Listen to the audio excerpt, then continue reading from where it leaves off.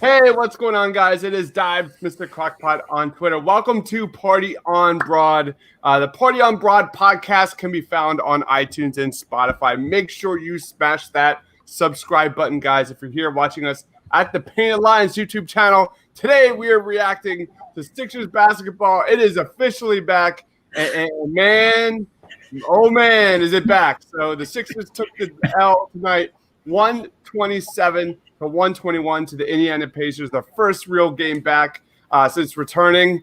And joining me today is my man. He is Tiago. Make sure you follow him on Twitter at @tscabio. What's going on, Tiago? It's back, all right, man. I'll tell you that. I wish it wasn't after this, to be honest with you. What was that? What happened? What the hell was that? We're going to talk about it. We're going to react. We're going to give our top takeaways. We're going to give some player grades. And also joining us today is my man, Joey. Make sure you follow him on Twitter at JoeyD_6. What is up, Joey? I'm not as good as I was 2 hours and 45 minutes ago. I mean, I'm going to be nice. I'll try to be as rational and nice as I can. I got all my curse words out before I went on before I came on this. But, oh, my God. What the hell was that? Exactly. JR is here. What's up, JR? He's our co-host of Party on Broad. He goes, no need to panic, fellas. I feel like we're going to panic just a little bit. Just a tad. Sorry, JR. All right. How can you not start out with the top takeaway of this game? It's got to be Mr. TJ Warren. This guy, I don't know, it's Aaron Baines territory here. Like, we're talking death. We're talking taxes. And we're talking TJ Warren getting buckets versus the Sixers, man. 53 points! 53 points. Me and Joey were talking about off screen before we started recording. And it was like, that last three was 100% going in. Tiago, what was your take on TJ Warren, man? Unbelievable. My take on TJ Warren is very simple. At what point during the game do you decide that Matisse Thybulle may just be an alternative to what's out there at the moment? At what point? The guy played, 12 minutes? 12 minutes?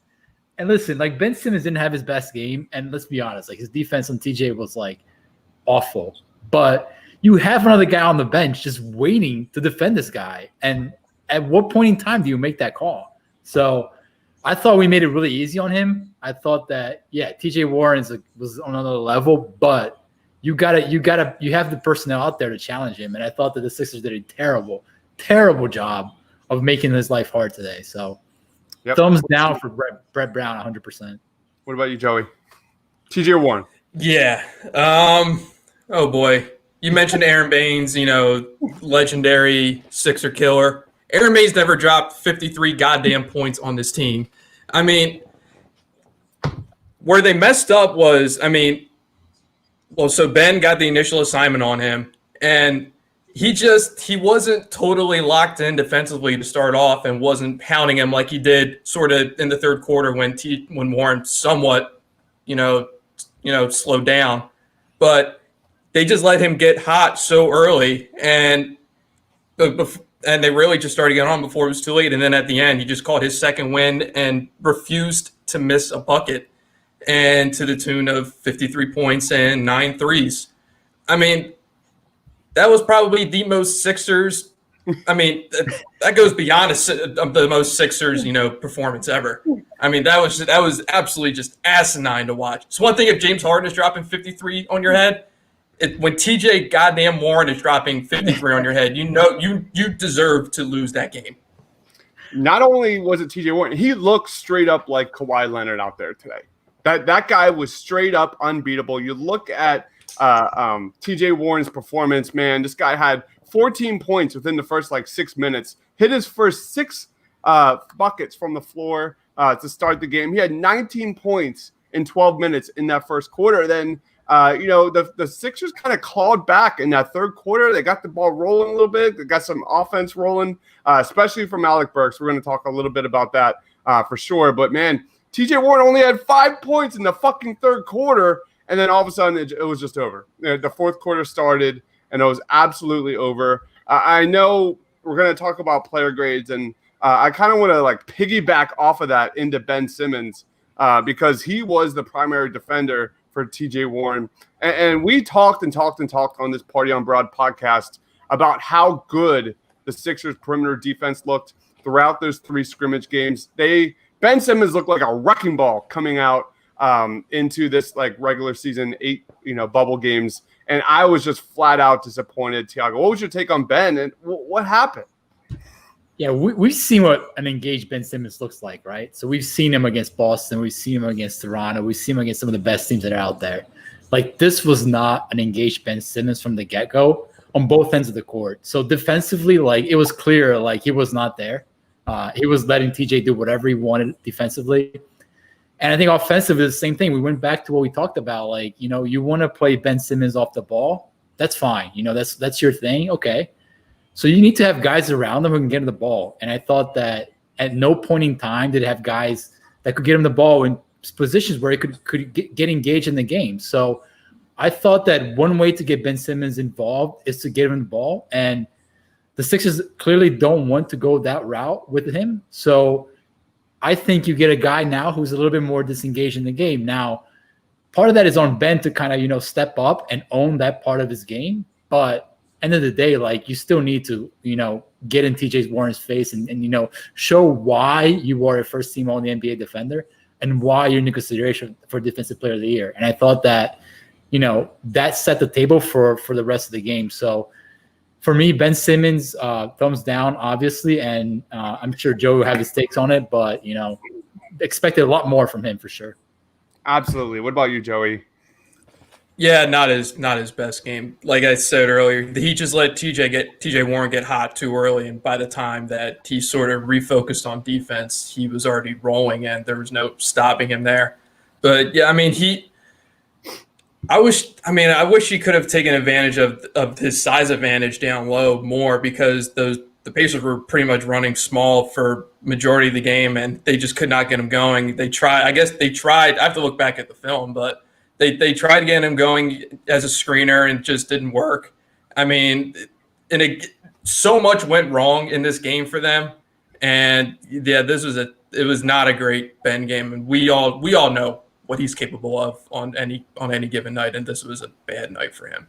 Yeah, not up to Ben's standards defensively. You look at points in the paint, because that's where I start with this game. Ball control, ball movement, and points in the paint. And there was a point where it seemed, 6 minutes into the first quarter, the Sixers were dominating. Ben, Joel, Tobias, they were getting whatever they wanted at the rim at any time. And it just seemed like the flick of a switch, they just stopped. The game plan changed. They started settling for more pull-ups, more turnaround jumpers.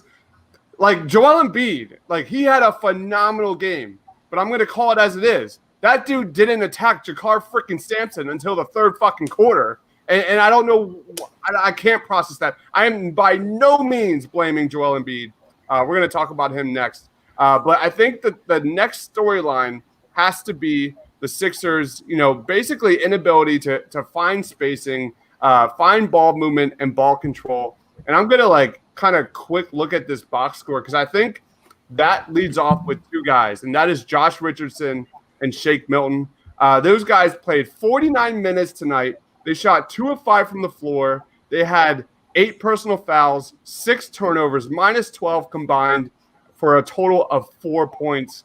For me, and you touched a little bit on this. Right now trailing by 6 after 1. It's 35-29. Sorry, guys. We touched a little bit on that with Brett Brown, Tiago.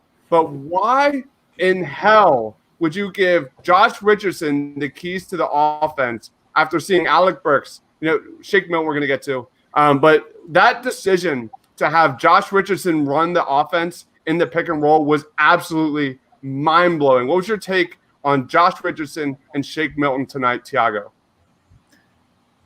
I mean, for Josh Richardson, you just look at the box score, right? So 1 assist. I mean, you look at Shake. How many assists did Shake have? I think he had 2 or 3. Yeah, 3, yeah. Yeah, 3. I think Tobias, who, by the way, Tobias had a phenomenal game, but Tobias had 0 assists. So you have 3 guys right off the bat who are surrounding Ben Simmons and Embiid, who simply cannot get them the ball. I mean, that is, to me, the main takeaway is that you want to have this offense with, these ball handlers around your 2-star players. But at any point in time, can any of those guys get these guys the ball? And I think that Josh Richardson, to your point, is a classic example of a guy who's completely out of position, who came here to serve one specific role. And now he's being asked to do 2 things that he's not comfortable doing. Number 1 is that shooting off the catch. That is not his thing. And number 2 is initiating offense. Again, not his thing. So, we're going to be very critical of Josh Richardson, I think, today, and I think moving forward, because he's a guy who's out of position.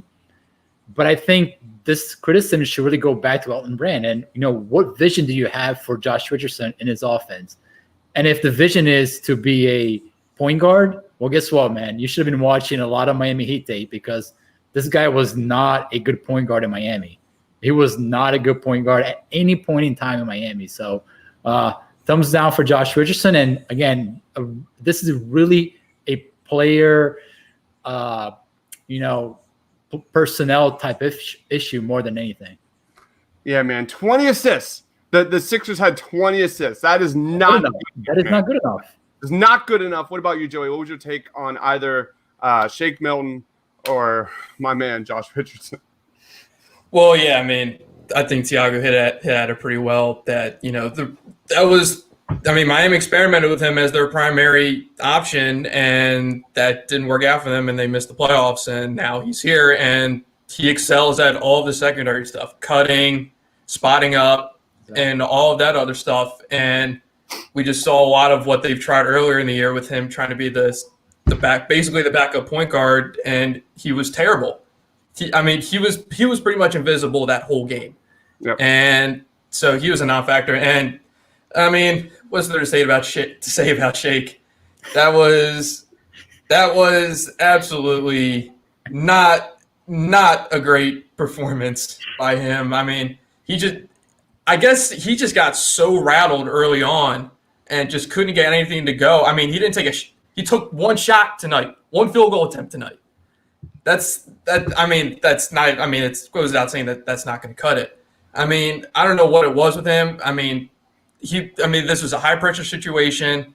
He was starting with a group that he had never played with before, and he just crumbled under the pressure. And you have to wonder how this affects his standing and starting lineup going forward. I don't think it's going to really do much, but at the very best, this is just a hard learning experience for him, and he just grows as a result. But that was an absolutely terrible. That was probably the worst it could have possibly gone for him tonight. All right, we have ThoScab10 joining us today. Thanks for joining, guys. He said, can we discuss the Shake Milton experiment as well? Because I think that's going to be another main takeaway of this game. Dude, like you look at Josh Richardson, Shake Milton, especially in that first half, man. The first quarter, they both played 16 minutes. At one point, there was 0 points, over 2 from the floor, and 4 turnovers. And then you see Shake Milton and Joel Embiid fighting on the bench, following a timeout.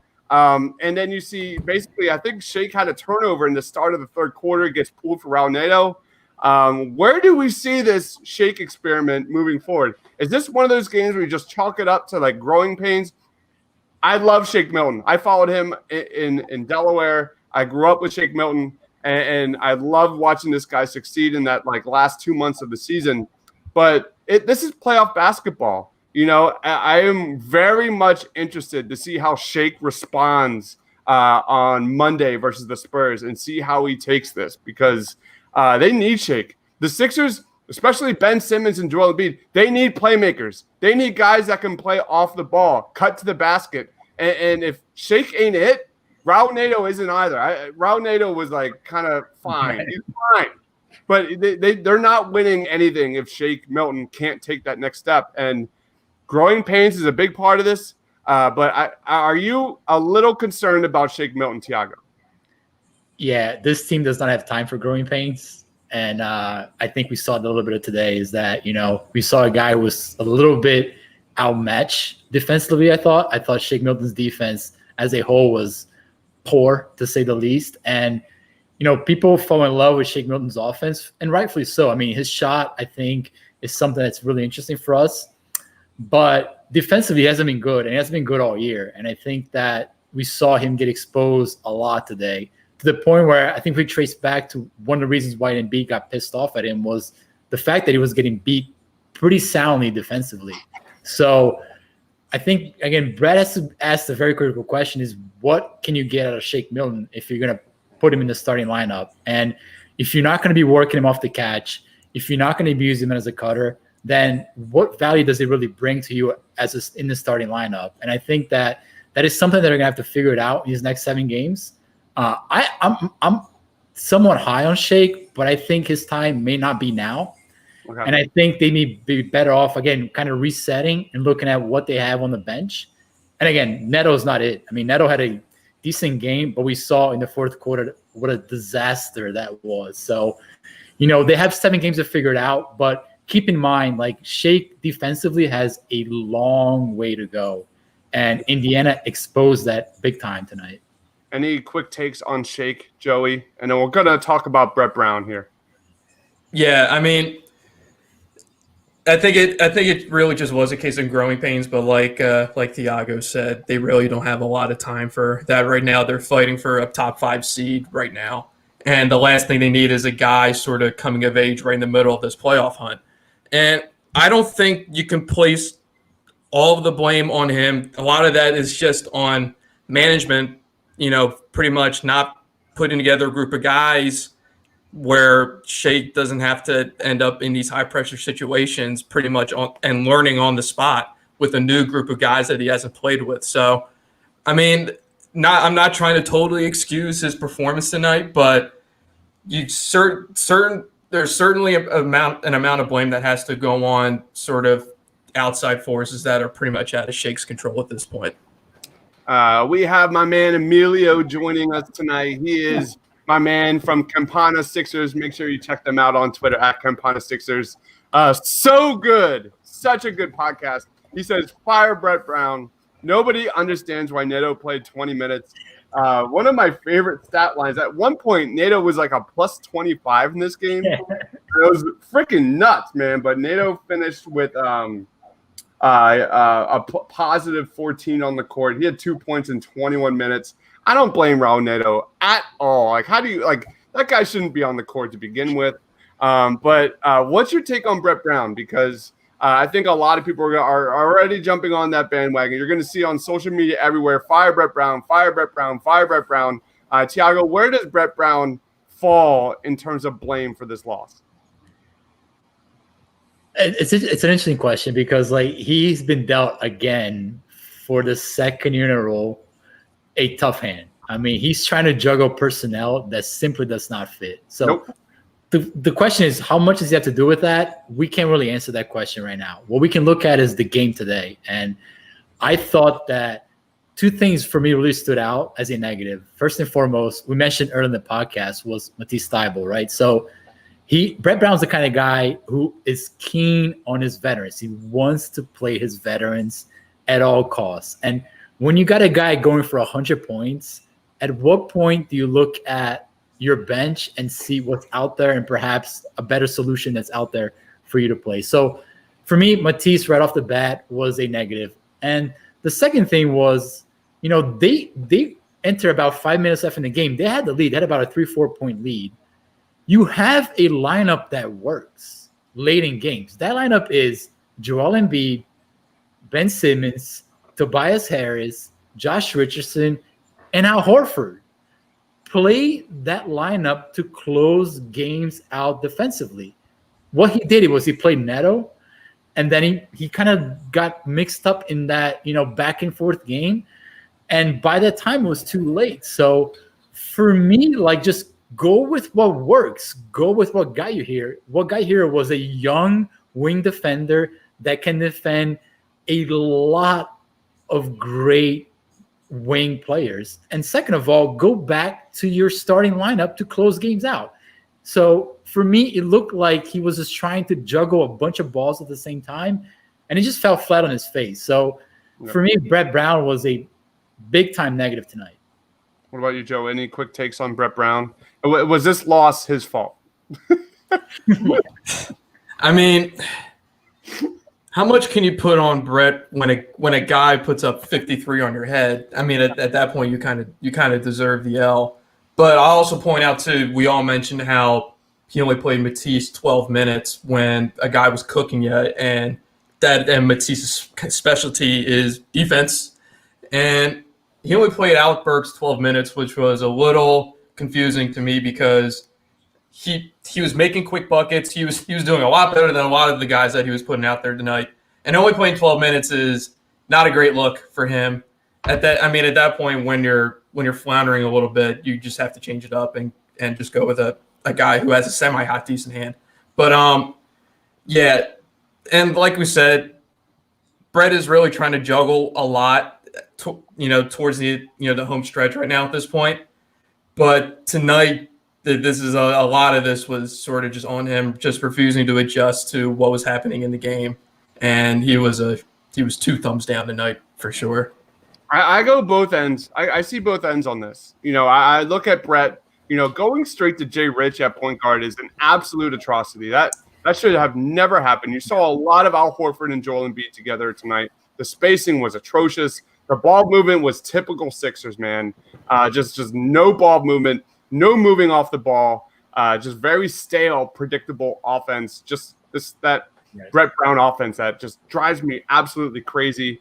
On the other end, I'm watching Jay Rich and I'm watching Shake Milton struggle. You see Raul Neto playing significant minutes, and the first thing I go to is roster construction, and I'm thinking like, what Markelle Fultz could have been for this off. Like, you just think about what, hypothetically in theory of like what he was supposed to be. And that's where I'm at. Is they're missing that key piece right there, that key piece, that playmaker, that guy can score on 3 levels, get buckets, shoot from 3, play defense. And it just sucks. So I see it on both ends. Brett Brown was absolutely not in his bag tonight, but man, you just look at the roster construction. That spacing on the court is horrendous. And I think let's wrap this up before we go to player grades, and let's talk about Joel Embiid, who was absolutely a monster tonight. Many stretches during this game where he was just absolutely unstoppable in the paint. He had 41 points, 21 boards, 3 blocks. He was 15 of 23 from the floor. At one point, he went to the bench, and they were like, "Oh, he's going backstage." And I'm like in my head, I'm like, "Oh, this is like Disney, like backstage. That's cool as shit." Like, is there like Madonna back there? Is there like, no. But anyway, he came back. He was fine. Thiago, what was your take on Joel Embiid tonight? And is this massive game from Joel Embiid actually a concern that they didn't even get the W here? I think you touched on it right there because Embiid finished with what, 41? I think he had 41 and 21. Wow. 41, 21. I think 9 offensive rebounds. He got to the line, I think 12 times or 11 times, something along those lines. Yep. And they lost the game. So, by the way, to a team who was missing Sabonis and Brogdon. So, the question I have is, you get a 40-20 game from Joel Embiid and you lose. What is your next move? Right? So what can the Sixers do beyond the Joel 40-20 game that can help them win games? So that to me is very concerning right off the bat. Joel looked fantastic. Joel was on point. He was moving extremely well, attacking the glass at will. And I think with Miles Turner, that's a matchup he really, really loves. So, at no point did Indiana have any answers for Joel. Again, I want to see him go up against Marc Gasol. I want to see him go up against some of those bigger, stronger post defenders. But, for the Sixers fans who have hope that they can actually win a title, a healthy and dominant Joel can maybe help some of that. But I don't know. It's a little bit concerning that they couldn't pull this W with this type of game from Embiid. We have VTB basketball joining. He says, "Talk me off the ledge." Ain't happening, bro. Sorry, dude. Hey, man. Thank you so much for joining. And we also have David C. joining. Said Embiid had a nice 40 and 20 piece. Joey, what was your take on Embiid's performance? And go ahead. I mean, he single-handedly just kept them in the game. But this was it was the same old narrative that we've been talking about for 3 years. Whenever he leaves the court, they just absolutely flounder. I mean, they had a 10-point lead, I think, with 9 minutes left in the fourth. And Embiid and Toby come out. And then you blink, and then they're already down 2 again. Yeah. I mean, Joel was a plus 21 tonight, and Al was minus 26. That's just that's unacceptable, especially when he's putting up 40 and 20.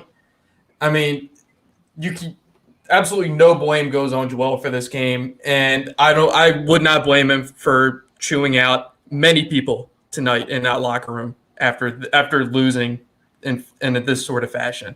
Just absolutely terrible.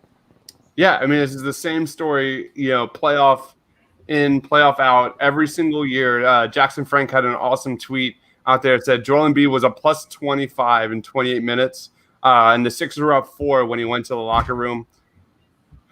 So here we go. I will say this though, Chris. When teams go small, that's a problem for the Sixers, and Indiana did that again tonight. And you're gonna see that with Boston. You're gonna see that with Miami. And it tends to play Joel off the rim. And that's where you get a lot of the easy buckets that we see, especially late in games. So late in games, that's going to be something Philadelphia's going to have to deal with. They want to play Joel Embiid.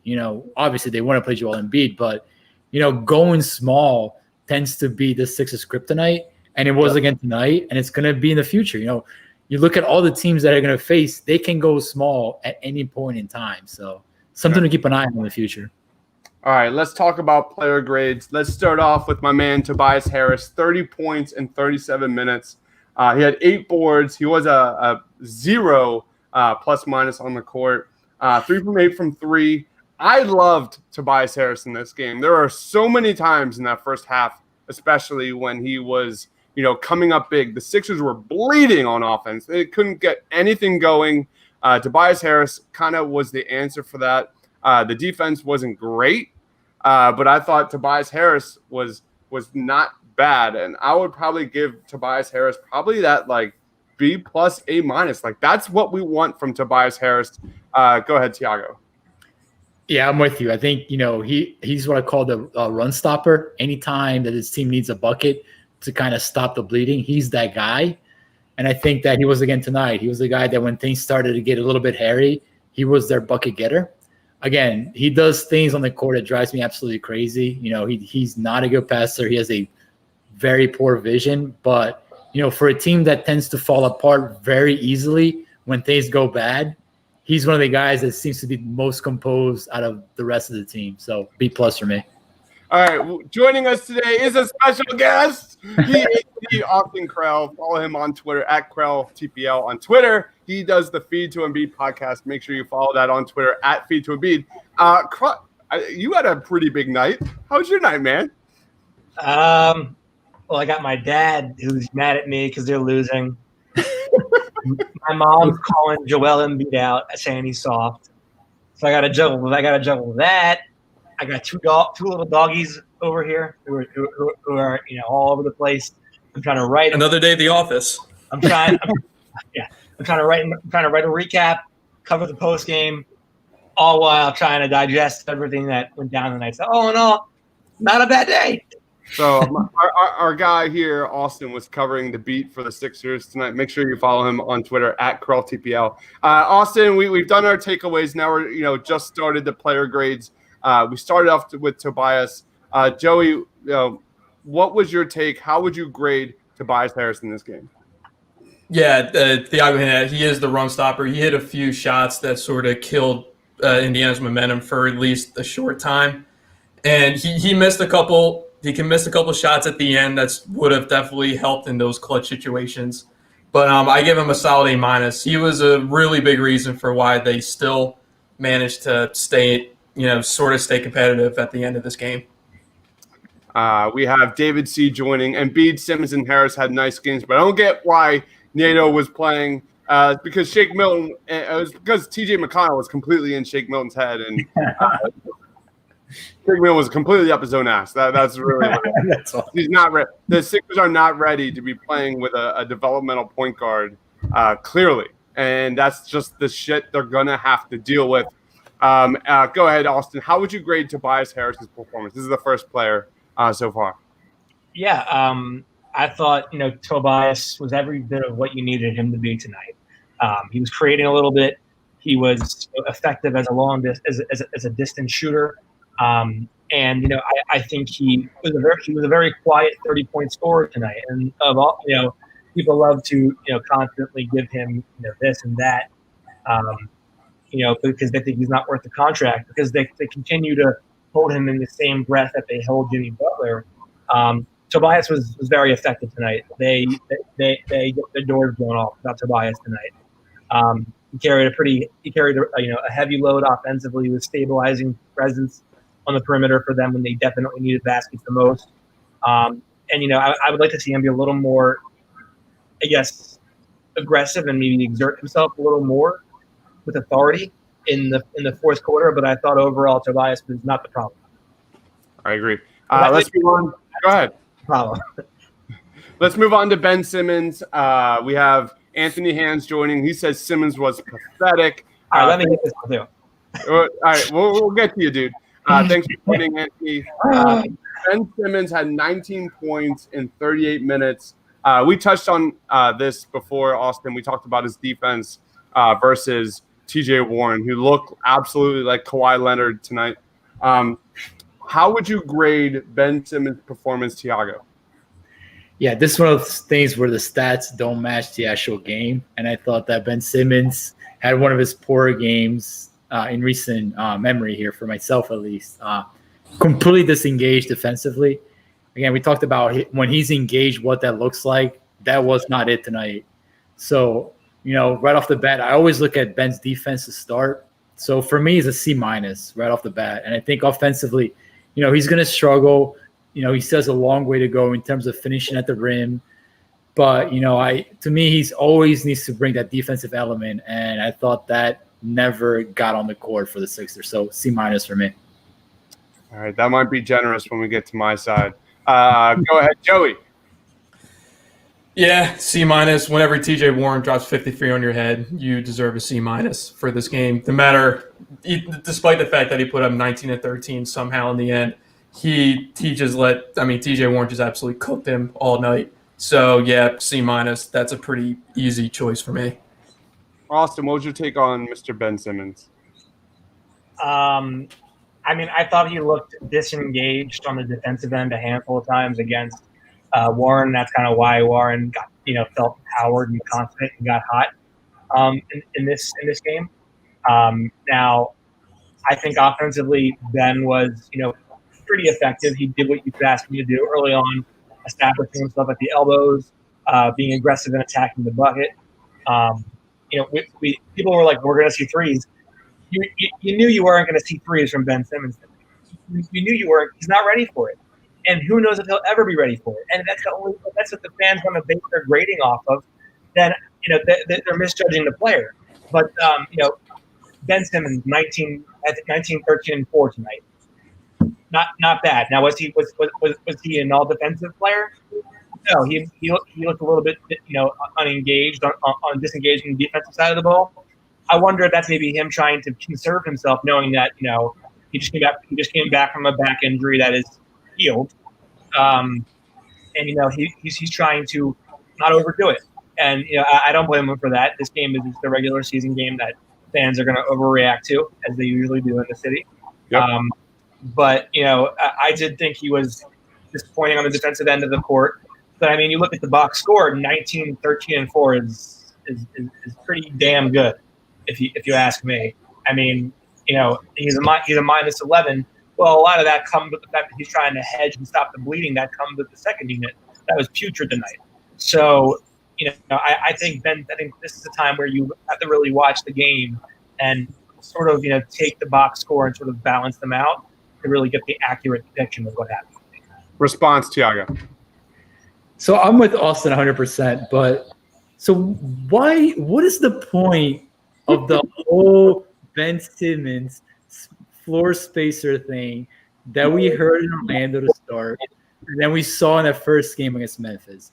I'm with you, Austin. Like, he should not be out in the corner. He should not be out in the wing spotting up from 3. But they made a huge deal about this guy having found some sort of, 3-point shot that he's going to uncover in Orlando. And again, we saw the same type of offense that we've seen for most of the regular season. So what is the point of the stuff that we're hearing out of Brett Brown and out of Brent Simmons as well that just does not translate into regular season basketball? Like what is Brett Brown trying to convey to the audience? Any response to that all? So, I mean, I think what you saw tonight was a horn set. Horns, for those who don't know, it's kind of hard to describe verbally, but it's typically you're going to have two bigs, like towards like the elbow area, almost like the free throw line extended, maybe a little bit up towards the top of the key. And basically your ball handler is going to make a decision. Do you want them to pop out for a pick and pop, or do you want them to dive to the rim? And depending on which way you go on that screen, that dictates the way it's going to go. If you like to go with the screener being the rim runner, then it's going to be a dive to the basket with the other big popping out to the arc. If you're going to go with the shooter, the better shooting big as a screener, then he's still going to pop out, but you're going to look to him first as a shooter.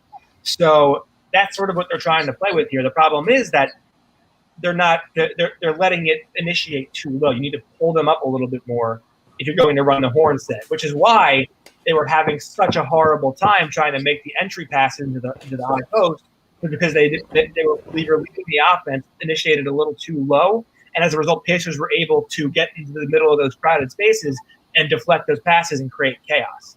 That's what happened tonight, with that set and that offense. And I think it makes sense what you're trying to do, but I thought that Brett Brown was much too trigger happy and perhaps not confident in it. And he left it way too early. And you saw the opening two possessions of the game, they utilized it, and Ben got to the basket pretty much at will, isolated on the elbow. And then we didn't really see it again. As soon as things got scary and got a little bit hard, they reverted back to Ben Simmons being the ball handler. And basically, it was like they were throwing shit at a fan and trying to see if it would stick, whatever the hell the phrase is. That's what I took from the game. Yeah. I think it's a work in progress. I do not think this is the time to try to implement new offensive structures while you're trying to. 3 months. But it hasn't been 4 months. It's been 4 months where you haven't been able to play together and you've been in quarantine. And guys are trying to coordinate workouts individually, and the main goal is to stay in shape. The reality is you had about a month to prepare for it.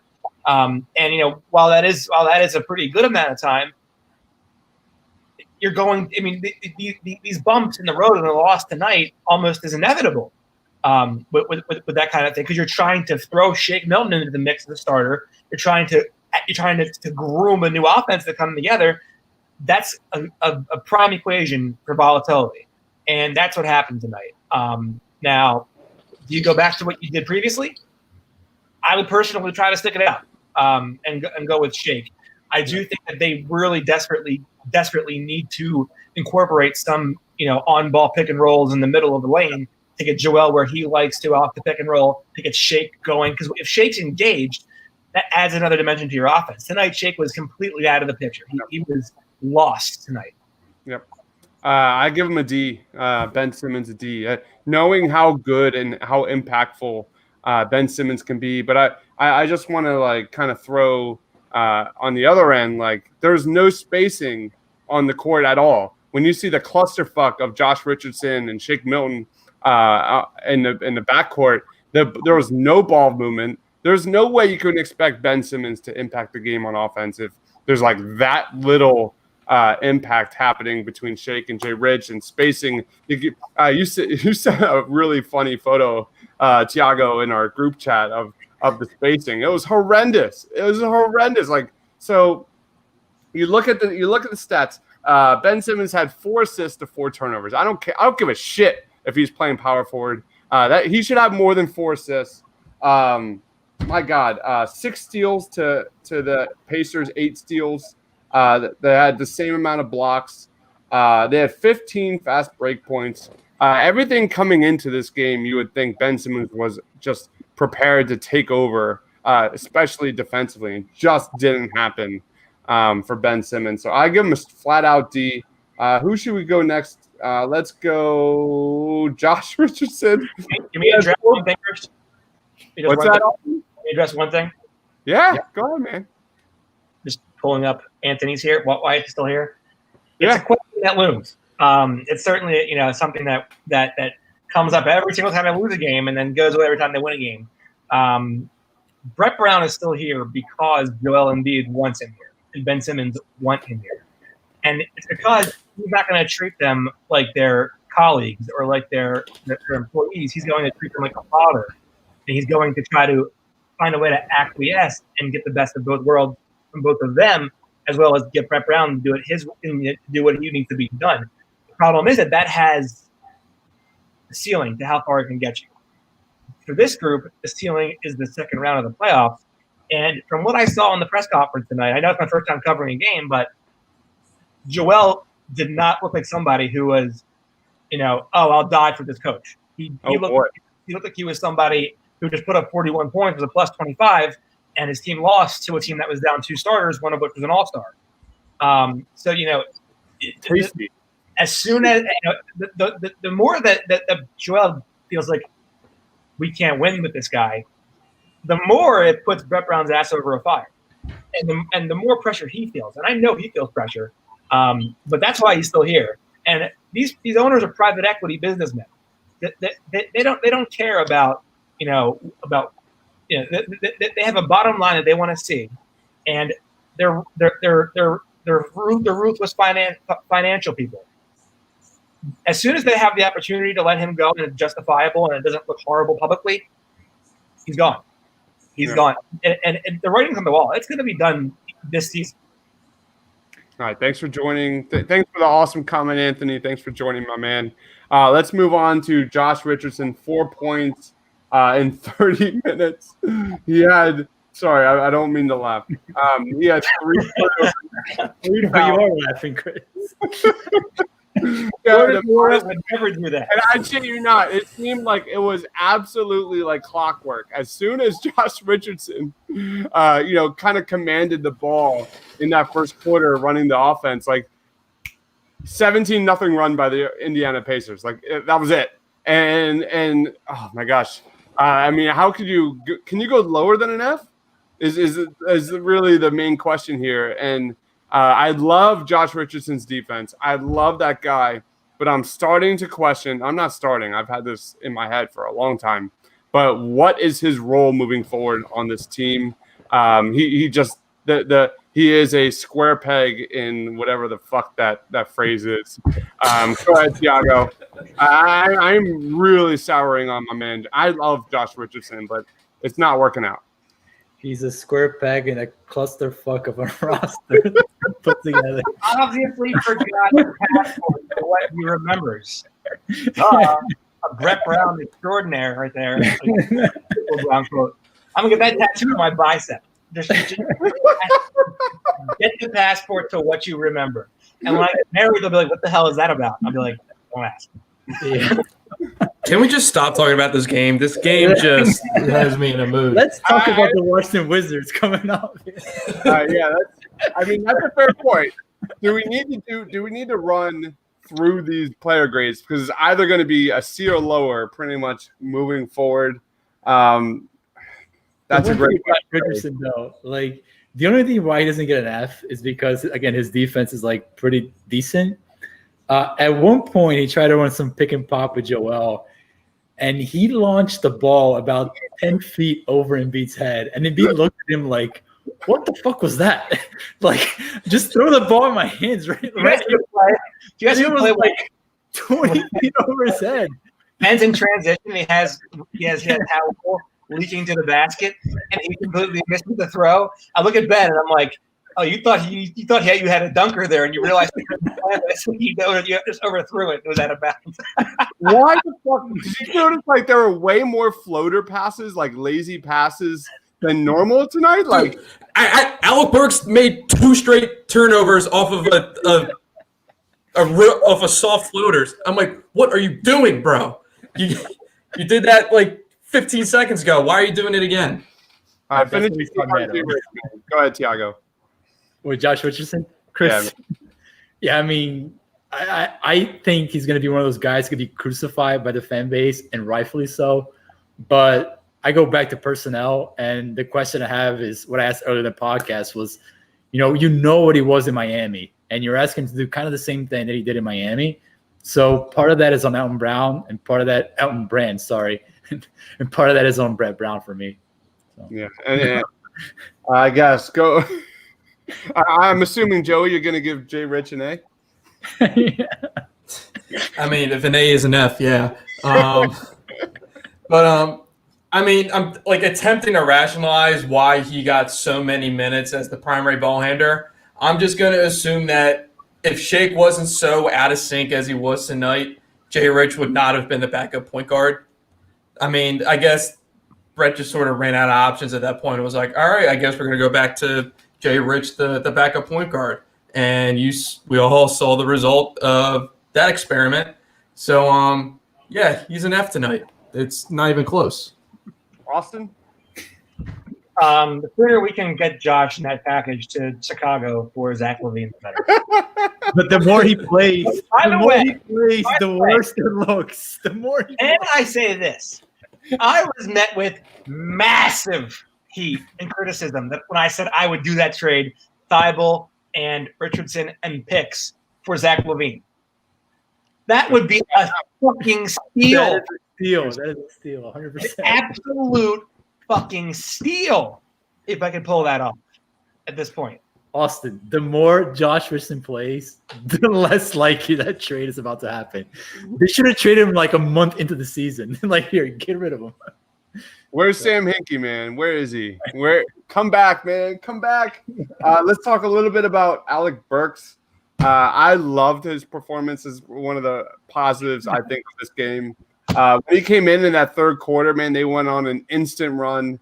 I thought he was the primary, backup, secondary ball handler on this team, and it didn't happen in that first half. He had 9 points in 12 minutes, 3 for 3 from three. He did have 4 turnovers. He was a -2. But in terms of weathering the storm, like Tobias, in terms of facilitating some kind of NBA offense, I liked what I saw from Alec Burks. And I made the comment earlier, like, are we going to see Shake Milton return in the second half? And we did. Alec Burks was tiers better than Shake Milton tonight. And I would probably give Alec Burks. Was it a great performance? Absolutely not. I'm in that B plus range for Alec Burks. I want to see more of that, and I love Shake. Everyone here knows I run the Blue Root TPL. Like, I love Shake Milton. He's my guy. But I'm sorry, man. You got to put my man Shake Milton on a very short leash moving forward. They're not playing around here. The clock is ticking. Tiago, what was your take on Alec Burks, man? These are not regular milkshakes. These are spiked milkshakes. Whiskey, vodka, vinegar, hydrochloroquine, whatever you got. We're putting that in the milkshake and stirring it up. All right, what grade would you give Alec Burks? Go ahead, Tiago. I'd give him a solid B. I am not an Alec Burks guy, but I thought we would see more of him, especially in the fourth quarter. So those fourth quarter minutes that we saw from NATO, which were a bottom line disaster defensively, I thought those could have gone to Burks in the fourth quarter. Yeah, I think his role in this team is more like a catch and shoot guy, playing off Ben, playing off a Shake, driving kick. But, I just thought that he had more to give for us in this game. And I think that, there is an opportunity for him to see more of that in the future with Alec Burks. We have Right On Geek joining. He says, "Sup, Crackpot is my man from Movies Matrix. Check them out on Twitter at Movies Matrix." Dude, Joey, you're up. What is going on with Alec Burks? Is he, a flash in the pan, or do you think we're going to see more of Alec Burks moving forward? I think he's definitely more than a flash in the pan. I mean, he was one of the few, high points outside of Joel and Tobias overall, and he only played 12 minutes. I mean, I don't know why you don't play him. I mean, he was on a pretty solid roll there, and he made a couple threes to sort of keep a couple Sixers runs going. I didn't understand it. I mean, if Shake is still going to be this out of sync, I don't know why you don't just plug in Burks for a good chunk of those minutes. So I'll give him a solid B plus. But those two soft entry passes on back-to-back turnovers, those got me. I was already irrationally mad. Those just set me over the top. Alston, I want your take on Alec Burks, but I also want to hear your thoughts on Raul Neto getting 21 minutes versus Alec Burks getting 12. And go ahead, man. Like in terms of like spacing, in terms of facilitating pick and roll, what's that about? Go ahead, Alston. So I think Jason said it pretty well. If you're looking for organization and I guess some sort of stability, you rock with Neto because I mean at the very least, things will even if it's all going to hell, at least it'll look good when it goes to hell, right? Whereas with Alec Burks, it's like looks pretty bad. Now, what I will say is that Alec Burks was pretty helpful tonight. Was pretty tremendous. What he gave you with quick spurts off the bench offensively. He busted the Pacers' zone early in the second quarter, and they were trying to threaten the Sixers and pull away. He had a couple of spot up threes, which is not a shocker, but it was sort of in a role that he's not that comfortable with. Well, I wouldn't say that, but I'd say he's more comfortable with being on ball and more engaged as a ball dominant player, opposed to playing off the ball. But he played well in the limited minutes he got. I would not have had any questions if they had rolled with him in the fourth quarter instead of, the Calvin Klein model. All right, we're at 51 minutes here. Let's wrap it up with Al Horford. I think that's like the last take here. Al Horford had 10 points in 23 minutes. We saw him play a lot more than I expected personally with Joel Embiid. We saw it in the first half. We saw it in the second half. A hilarious minus 26 on the court. By far the worst on the Sixers roster. I don't think he played that bad. Like if you were, to rank the shittiest of the worst players on the Sixers this game, Horford would not be on that list. And I saw him, take advantage of a mismatch in the post. I saw him make a three, which is huge. I would probably give – he had 6 boards, 2 assists, a block. I would probably give Al Horford my expectations – all right, let me preface this. My expectations for Al Horford are extremely low. So that's everything. So I would probably give Al Horford a solid C, which to me is like better than expected. Thiago, what would you take on Al Horford? My favorite Al moment of the game was Ben got beat on a backdoor cut, and you could clearly tell Ben was pissed at himself, and he got the whole Al like clap on the end. And Ben just looked at him like, "Dude, you're supposed to help on the backside, you dumbass." So that was my favorite Al moment. I think with Al is just him hitting shots is a big thing to look for moving forward, and I am seeing a guy who looks a little more comfortable. He looks healthier, and the shot looks a little bit better. So I think for Sixers fans who are looking for any type of hope out of this going into the playoffs, it could be the fact that Al looks like he may be healthier and more efficient from deep. So I'll give him a B-. Joey. I'll go solid C+. Like he wasn't terrible. Wasn't good, but wasn't terrible. Of course, he had those typical, gaffes, like a blown layup or gets stripped down low that Sixers Twitter just loves to just roast him over. But he made shots. He kept them in the game, but he wasn't bad. So I'll go C+. Austin.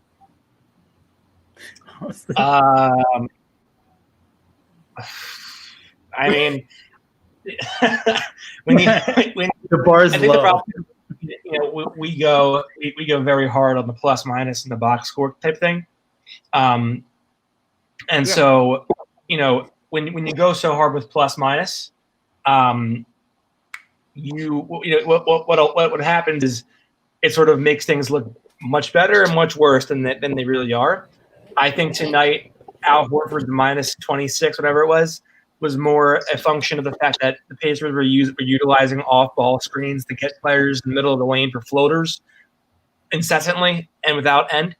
And so there were sort of the front line of defense that Horford was behind was not doing him any favors, and that sort of really watered down his plus minus to be as bad as it was. But I thought he gave he gave what? I don't know. He gave 11 points, whatever it was, and like 5 rebounds. I don't know the exact number, but he was effective for you in spots, I will say. All right, let's wrap this up. Tiago, do you have anything? Oh, let's actually. I'm going to ask you this question: 0 to 10. What is your concern level with the Sixers heading to the playoffs? 0 being like zero confidence, and 10 being like you're fully confident they're going to run the table. Where are you right now? Go ahead, man. Tiago. It hasn't changed since the season ended back in March, and for me, that's a 2. I think that this team has a ceiling that is pretty high, especially defensively. And I think we saw that against teams like Toronto. We saw that against teams like Milwaukee and Boston. But one of the things that really stands out for me with this team is that when things go bad, it goes south in a hurry. And I think that we saw that again tonight. And that's been a theme with this team over the course of the season, just that they cannot get out of their way against good teams. And, when you talk about going to the playoffs, you're going to have teams go on runs. You're going to have situations where teams, get hot. And the Sixers just seem to fall apart when that happens. So I'm still very concerned about their ability to kind of, come together and kind of be a cohesive unit. But I'm still somewhat high on their defensive potential. But, for me, solid 2. All right, Joey. I'll go 4. I mean, I'm only going 4 just because of, sometimes talent having a lot of talent matters. But I think they're good enough to win a playoff series. Obviously, I think they will win a playoff series. But they're just their trajectory right now is just another second round exit, which is going to get people fired and people are going to get traded after that. So until they can figure out all these kinks, and the optimist in me wants to just chalk this up to just shaking off the rust, but which is a pretty bad excuse to use in this point. But I just want to, if they don't figure out these kinks and sort of figure out a legitimate system, a consistent system nonetheless, I mean, it's going to be another second round exit, maybe even a first round exit. I would not be surprised at that at all. So I'm at a 4 right now. Austin, confidence level 0 to 10. Where you at, bro? Oh, 2, easily. This team had what? How long did they have to prepare for this game? Over a month, right? They knew about the schedule. They had over a month. They had all of this time to digest old film, go over old matchups, adjust mistakes that they had made. And they come out, and within the first 5 minutes, they revert to their old shortcomings. And this team was down not 1 starter, but 2, and one of them was an all-star this year. So you let one player, who, by the way, and I'll credit TJ Warren, he's not this rando bum that people make him out to be. 19 points per game on the season, 39 from downtown, 60% true shooting. He's been very effective. He's had a great year for Indiana. So we can't discount him there. 53 is another story. They did absolutely nothing to make him uncomfortable all night. They let him get in the lane, get whatever he wants, get hot, confident. And they came out like they had no idea what to do against a team that was down 2 starters. They had over a month to prepare for them. This is not a good way to begin this 8-game stretch. And if it's any indicator of how things are going to go, Brett Brown's done. He's done. And it's going to be they're going to have to find a way to try to overhaul this thing by December or whatever it is, because this team is not built properly at all. I couldn't agree more. I'm in the same boat, man. I'm right around the 2. You saw leaps and bounds, improvement, progress. Brett Brown, perimeter defense, staying engaged from all the players. And when you lose a game like this in a big game, don't get me wrong. This is a big game versus the Indiana Pacers for tiebreaker reasons, for seedings. Honestly, the only positive I got from tonight was the OKC Thunder winning by like 20 points. Like, they crushed it. So that's good news for Austin and Thiago and I, because we've been doing a lot of NBA draft profiles and scouting reports, and that might be something that the Sixers can get moving forward during my birthday week. That'll be fun when the draft comes.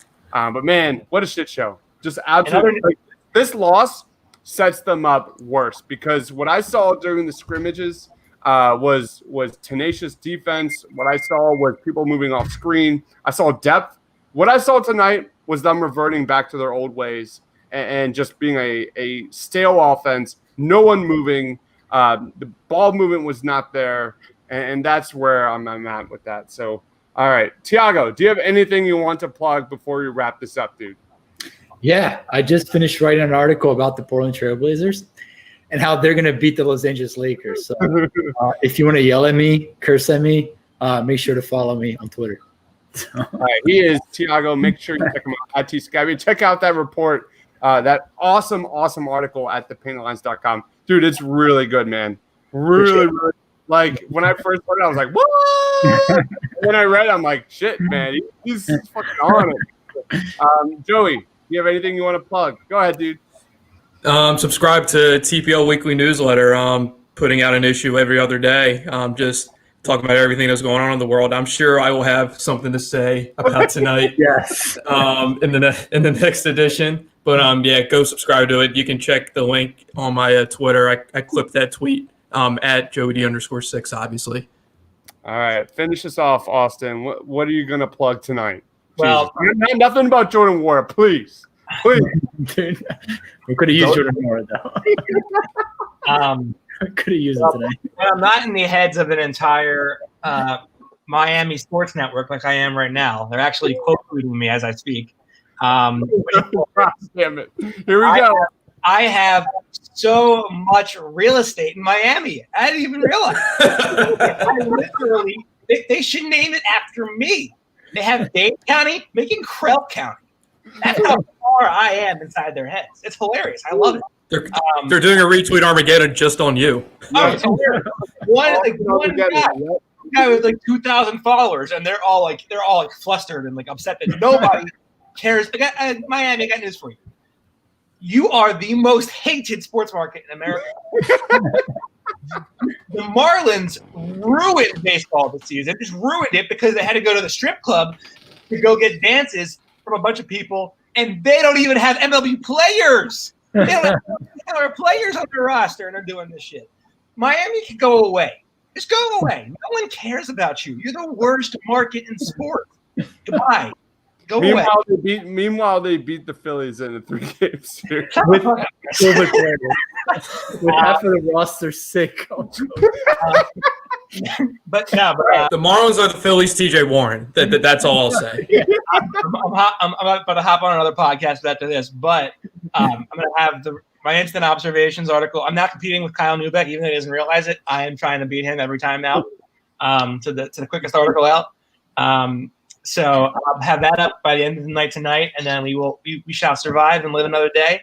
Be back right here on Monday, venting after another loss. Be great. Love it. All right, make sure you follow Austin on Twitter at CarlTPL. Check him out. He's our Sixers beat, up and coming Sixers beat guy. And for Austin, for Joey, for Thiago, for myself, thanks for watching, guys. Stay awesome.